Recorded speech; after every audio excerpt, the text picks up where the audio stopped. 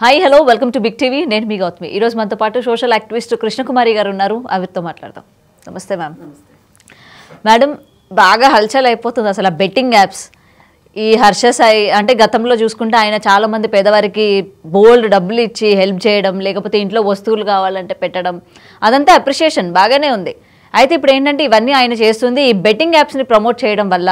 ఈ betting apps వల్ల చాలా మంది ఆత్మహత్యలు చేసుకోవడం, ఇట్లాంటి కేసులు మనం చూస్తూ ఉన్నాం కదా. సో ఇవన్నీ పక్కన పెట్టేసి అసలు ఈ బెట్టింగ్ యాప్స్ని ప్రమోట్ చేస్తున్న కొన్ని ఛానల్స్ కావచ్చు, లేకపోతే కొన్ని సినిమా ప్రమోషన్స్ అని ఇట్లా ఇన్ఫ్లుయెన్సర్స్ని ఈ మధ్య బాగా యూజ్ చేసుకుంటున్నారు బెట్టింగ్ యాప్స్ కోసం. సో దీన్ని మనం ఎలా చూడొచ్చు అంటారు? అసలు బెట్టింగ్ యాప్స్ని ప్రమోట్ చేయడం మంచిదే అంటారా? అస్సలు చేయకూడదు, చేయకూడని పని, అది చట్ట వ్యతిరేకమైన పని.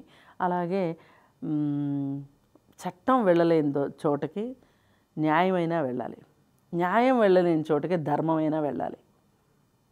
ఈ మూడు లేని చోట బుద్ధి అయినా ఉండాలి. ఈ నాలుగు లేవు హర్ష సాయికి. ఉంటే గనక ఇంత బాధ్యతారహితంగా ఇంతమంది బలైపోతారు అని తెలిసిన దానికి అతను అడ్వర్టైజ్మెంట్ అయితే ఇవ్వడం. అతనికి కావాల్సింది ఏంటి? డబ్బు కావాలి. నన్ను చూసి ఇన్ఫ్లుయెన్స్ అవుతున్నారనే ఒక పొగరు వచ్చేసింది. అతని చుట్టూ అతను ఒక పెద్ద వలయాన్ని ఏర్పరచుకున్నాడు. నేను గ్రేట్, నా మాట వింటారు, నేను ఇన్ఫ్లుయెన్సర్ని అని ఆయన ఇన్ఫ్లుయెన్స్ని మంచికి వాడాల్సిన దాన్ని. ఇప్పుడు గాంధీకి కూడా చాలా మంచి ఇన్ఫ్లుయెన్స్ ఉంది. గాంధీ దేనికి వాడారు? అల్లూరి సీతారామరాజుకి ఇన్ఫ్లుయెన్స్ ఉంది. ఈ రోజుకి ఆ ఇన్ఫ్లుయెన్స్ పోలా. అల్లూరి సీతారామరాజు దేనికి వాడాడు? ఇంకా అలా చాలామంది ఉన్నారు. కానీ హర్ష సాయి రీసెంట్ ఇంటర్వ్యూలో కూడా ఆయన ఏమన్నాడంటే, నాకు ఇన్ఫ్లుయెన్స్ ఉంది కాబట్టి నన్ను అడ్వర్టైజ్మెంట్కి తీసుకున్నారు, నేను మంచిగా చెప్పాను కాబట్టి నేను చెప్పిన విధానాన్ని బట్టి తక్కువ మంది ఇంకా ఎక్కువ మంది బలవ్వాల్సిన వాడు బలవ్వలేదు కాబట్టి నేను చేసింది తప్పు కాదు అంటాడు. నేను కాబట్టి ఇంకొకళ్ళు చేస్తారు కదా, ఆ ఇంకొకరికి సరిగా చెప్పటం చేత కాకపోతే బాధ్యత లేకుండా చేస్తే ఇంకా ఎక్కువ మంది నష్టపోతారు కదా అని ఒక పిచ్చ లాజిక్ తీసుకొచ్చాడు. అర్థమైందా? ఆ పిచ్చ లాజిక్ చూస్తే మామూలుగా రోడ్డు మీద ఎక్కడైనా దొరికితే ఎడాపెడా తన్నేంత లాజిక్ అది. ఏంట్రా నీకు తెలిసింది అంటే నువ్వు ఒప్పుకుంటున్నట్టేగా నువ్వు చేసిన తప్పని. అంటే జనాల్ని పిచ్చోళ్ళు చేస్తున్నాడు. జనాల్ని పిచ్చోళ్ళు. ఇప్పుడు తనేమంటున్నాడు? నేను కాబట్టి ఇంకొకళ్ళు చేస్తారు కదా అన్నాడు. అక్కడ మొదటగా దొరికిపోయాడు. రెండోది ఏంటి? నేను కాబట్టి కొంచెం మంచిగా చేశాను అందుకని తక్కువ మంది ఇన్ఫ్లుయెన్స్ అయ్యారు. అదే నాకు ఇచ్చే డబ్బులు కనుక వేరే వాళ్ళ మీద ఖర్చు పెడితే కనుక వాళ్ళు తక్కువకే చేస్తారు కాబట్టి ఎక్కువ మంది ఇన్ఫ్లుయెన్స్ చేస్తే ఎక్కువ మందికి చేరిపోతే ఈ విషయం, ఎక్కువ మంది బెట్టింగ్ యాప్ల్లోకి వచ్చేస్తే ఎక్కువ మంది నష్టపోతారు కదా, నా వల్ల చాలా లోక కళ్యాణం జరిగింది అన్నట్టు చెప్పుకుని వచ్చాడు. ఇప్పుడు ఆ ఆమె ఎంత చెవులో తామరపూలు పెట్టుకుని విన్నదో నాకు తెలియదు, కానీ చూసే వాళ్ళకి మట్టుకు ఎంత మండాలో అంత మండింది హర్ష సాయి మీద. అసలు ఒకటండి, ఒక బీటెక్ డిస్కంటిన్యూ చేసిన కుర్రాడు ఇంతమందికి సాయం చేస్తాను అని వస్తున్నాడు అంటే ఎక్కడ తెచ్చి ఆ డబ్బులు ఎక్కడయ్యి అనేది ఆలోచించారా ఎవరైనా? పోలీసులైనా ఆలోచించారా? అసలు ఈ రోజుకి పోలీసులు సుమోటోగా తీసుకొని దీన్ని మీద కేసు ఎందుకు పెట్టలేదు? పోలీసులను కూడా వీళ్ళు డబ్బులు తినిపిస్తున్నారు. పోలీసులకు కూడా పోలీసులు చూసి చూడనట్టు పోతున్నారు. అసలు సగం క్రైమ్ జరిగేది పోలీసుల వల్లే, వాళ్ళ నిర్లిప్తత వల్లే, వాళ్ళు చూసి చూడనట్టు పోయింది దానివల్లే. ఏ పోలీసుకైనా కోపం వచ్చినా నన్ను ఏమి చేయలేరు వాళ్ళు. పోలీసుల వల్లే సగం క్రైమ్ జరిగేది.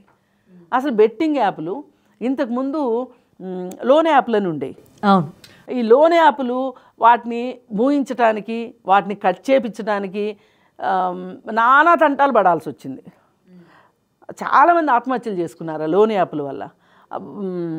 ఒకసారి ఇట్లాగే నా దగ్గర ఫ్యామిలీ కౌన్సిలింగ్ తీసుకున్న అతను ఇట్లాగే లోన్ యాప్ బాధితుడైతే అతను తీసుకున్న అప్పు కట్టేసినా కానీ నువ్వు ఇంకా కట్టాలి అని వేధిస్తా అతన్ని బ్లాక్మెయిల్ చేస్తుంటే, నీ ఫోటోలు మా దగ్గర ఉన్నాయి, మార్ఫింగ్ చేసిన ఫోటోలు పంపిస్తాము, అది చేస్తాము, నువ్వు దొంగని అందరికీ పంపిస్తాము.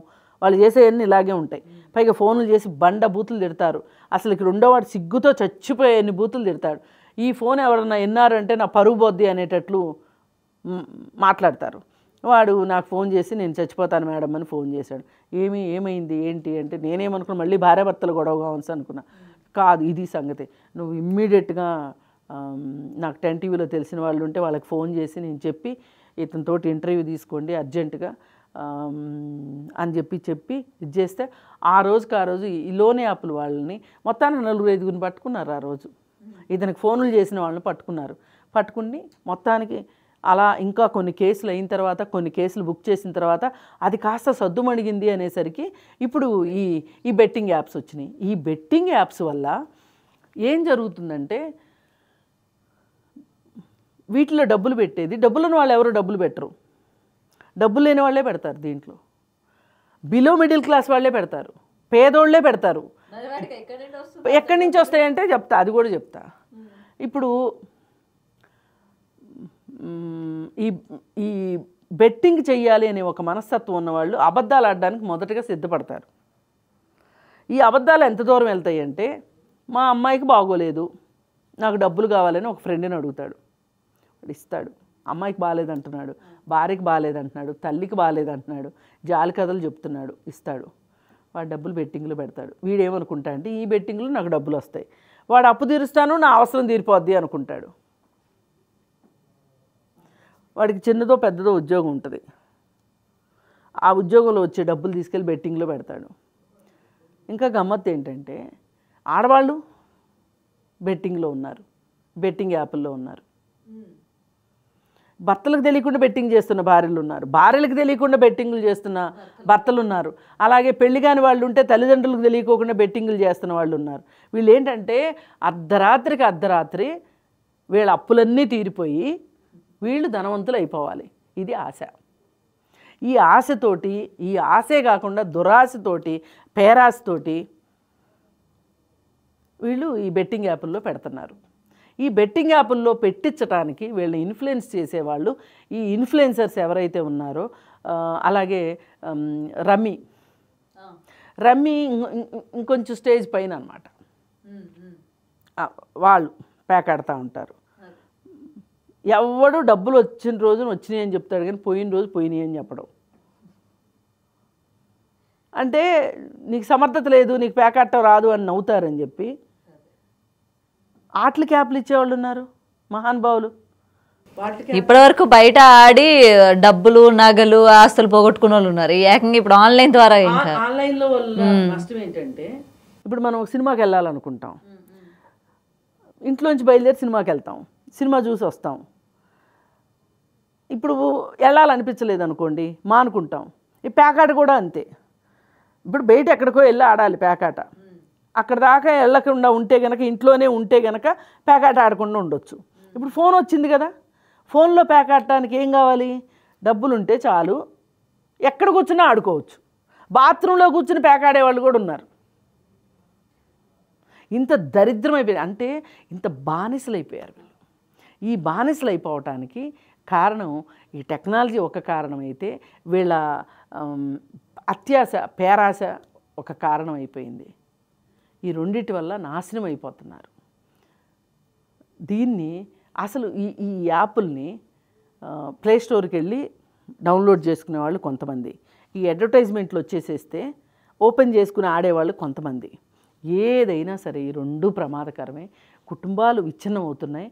ఒకప్పుడు మద్యానికి బానిసైన వాళ్ళ వల్ల కుటుంబ హింస జరిగితే, ఇవాళ ఈ బెట్టింగ్ యాప్ల వల్ల కుటుంబ హింస పెరిగిపోతుంది. ఇంకొకటి మేడం, సెలబ్రిటీలు కూడా డబ్బు కోసం, అరే వాళ్ళ బతుకులు పోతే పోని, నా జేబులు నిండుతున్నాయి కదా అన్నట్టు వాళ్ళు కూడా ప్రమోట్ చేయడం స్టార్ట్ చేశారు. అదే సామాజిక బాధ్యత లేకపోవటం, కక్కుర్తి అనమాట. వాళ్ళకి ఈ యాప్ చేయకపోయినా కానీ, వాళ్ళైతే ఈ యాడ్ చేయకపోయినా వాళ్ళకి డబ్బులు వస్తాయి, డబ్బులు ఉన్నాయి వాళ్ళకి ఆల్రెడీ. వాళ్ళు ఎందుకు చేయాలి చెప్పండి? మరి ఇది ఎంత క్రైము? ఇప్పుడు వాళ్ళతో పోలిస్తే హర్షసాయి ఒక చిన్నోడు నన్ను అడిగితే. అసలు ముందుగా అసలు ఈ హర్షసాయిని పెంచి పెద్ద చేసి ఒక విషపూరితమైన వ్యక్తిగా తయారు చేసింది మీడియానే తయారు చేసింది. సోషల్ మీడియానే తయారు చేసింది. అసలు ఒక్కళ్ళన్నా ఆలోచించారా వీడికి డబ్బులు ఎక్కడి నుంచి వస్తున్నాయి అని? ఇప్పుడు అతడు సినిమాలో ఒక డైలాగ్ ఉంది, బ్రహ్మాండమైన డైలాగు. మహేష్ బాబు గురించి తాత అంటాడు, ఏమంటారు మరి అని అంటే, ఇంక ఇప్పుడు అనడానికి ఏముంది, ఆ రోజునే 10 లక్షలకు చెక్ ఇచ్చిన రోజునే నిండా 25 ఏళ్ళు లేనోడు 10 లక్షలు ఎట్లా సంపాదించాడు, ఏం చేసి సంపాదించావని అడగకుండా చెక్కు తీసుకున్నానే, ఇప్పుడు నాకు అర్హత ఉందా అని అంటాడు. అలాగే ఈ హర్ష సాయి కూడా అంతే.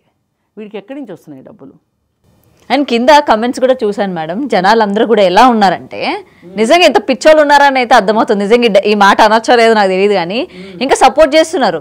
ఆయన 10 మందికి హెల్ప్ చేస్తున్నారు, చదువులకు హెల్ప్ చేస్తున్నాడు, ఇళ్లలో ఏం కావాలంటే తీసుకొచ్చి పెడుతున్నారు. అలాంటి వాళ్ళు ఏమంటారు, డ్యామేజ్ చేస్తున్నారు, వాళ్ళ యొక్క పరువుని మీరు పెట్టి డ్యామేజ్ చేస్తున్నారు అని చెప్పి కింద కమెంట్లు. ఎంత టైం ఉంటుందంటే వాళ్ళకి కూర్చొని, ఎన్ని జీవితాలు నాశనం అయిపోయినాయి అనేది వాళ్ళకి పట్టదు. వాళ్ళకి అతను ఒక హీరోలాగా కనిపిస్తున్నాడు. అతను ఏదో సినిమా కూడా చేస్తాడంట. మిత్రా శర్మ కూడా ఇప్పుడు అతని బాటలోనే కదా మొత్తం కూడా, అందరికీ హెల్ప్ చేస్తానని చెప్పి డబ్బులు ఎగరేయడం ఇన్స్టాలోని మీరు చూసారో లేదో? నేను చూశాను. అసలు ఇప్పుడు నిజంగా కష్టపడిన వాళ్ళు ఎవరన్నా డబ్బులు ఎగరేస్తారు చెప్పండి? మీరు మీకు శాలరీ వచ్చిన రోజు మీరు డబ్బులు ఎగరేస్తారా? నా దగ్గర డబ్బులు ఉంటే మటుకు నేను ఎగరేస్తానా? అసలు ఫస్ట్ పోలీసులు అతని మీద కేసు బుక్ చేయాలి. ఎందుకంటే కరెన్సీ యాక్ట్ అని ఉంది మనకి. ఈ కరెన్సీ అనేది చాలా గౌరవప్రదమైంది. దాని గౌరవాన్ని కించపరచకూడదు. చింపటం కానీ, పెన్నులతో రాయడం కానీ, లేదు కాల్చటం కానీ, కరెన్సీని ఇలా విసిరేయడం కానీ చేయకూడదు. అసలు పోలీసులు ఎందుకు, అసలు నాకు అదే అర్థం కాదు. అసలు పోలీసులు సోషల్ మీడియాలో ఇంత వస్తూ ఉంటే అసలు పోలీసులు ఏం చేస్తున్నారు? అదే పోనీ ఏదో మారుమూలలో ఎక్కడ జరిగి ఒకళ్ళిద్దరు చూసింది కూడా కాదు, వైరల్ అయితే మళ్ళీ వీడియోస్. అదే సిటీలో జరిగిందే. వేసిన పిచ్చి డబ్బులా, మంచి డబ్బులా? పిచ్చి డబ్బులు ఎగరేయడానికి లేదు, మంచి డబ్బులు ఎగరేయడానికి లేదు. కరెన్సీని అట్లా మిస్యూజ్ చేయకూడదు. ఏది ఏమైనా పోలీసులు కొంచెం కళ్ళు తెరవాలని నేను కోరుకుంటున్నా ఈ సందర్భంగా.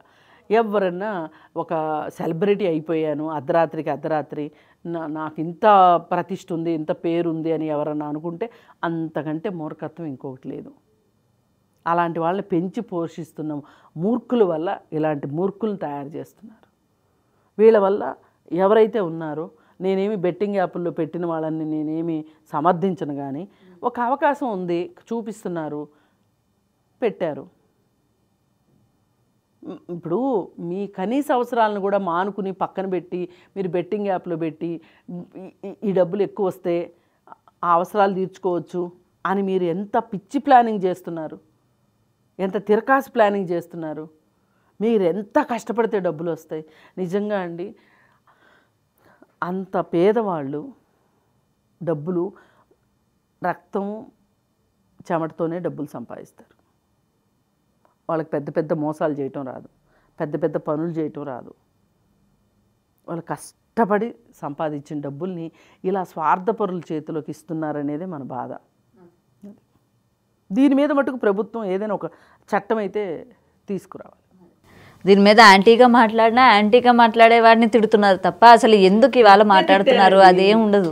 ఇప్పుడు తిట్టుల గురించి కాదు, మనము ఎంతమందికి అవగాహన ఇస్తున్నాం అనేది ఇంపార్టెంట్. మన మాటల వల్ల ఒక్కరికైనా ఒక ఆలోచన వచ్చి బెట్టింగ్ యాప్ల్లో డబ్బులు పెట్టొద్దు అనే ఒక ఆలోచన వచ్చినా చాలు, మనకి మనం మాట్లాడిన దానికి పర్పస్ అయిపోతుంది. సో నిజంగా జనాలు ఈ వీడియో నుంచి ఏంటంటే అసలు బెట్టింగ్ యాప్స్ని మొదట్లో బాగానే ఉంటుంది, మనం పెట్టినప్పుడు 1-2 సార్లు మనకి డబ్బులు వస్తాయి, ఆశ చూపిస్తూ ఉంటుంది అనమాట, ఇంకా పెట్టాలి అని చెప్పి.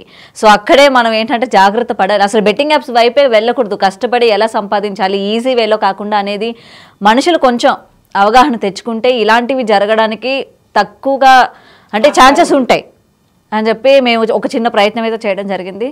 So thank you so much ma'am. For more videos like this, subscribe Big TV channel.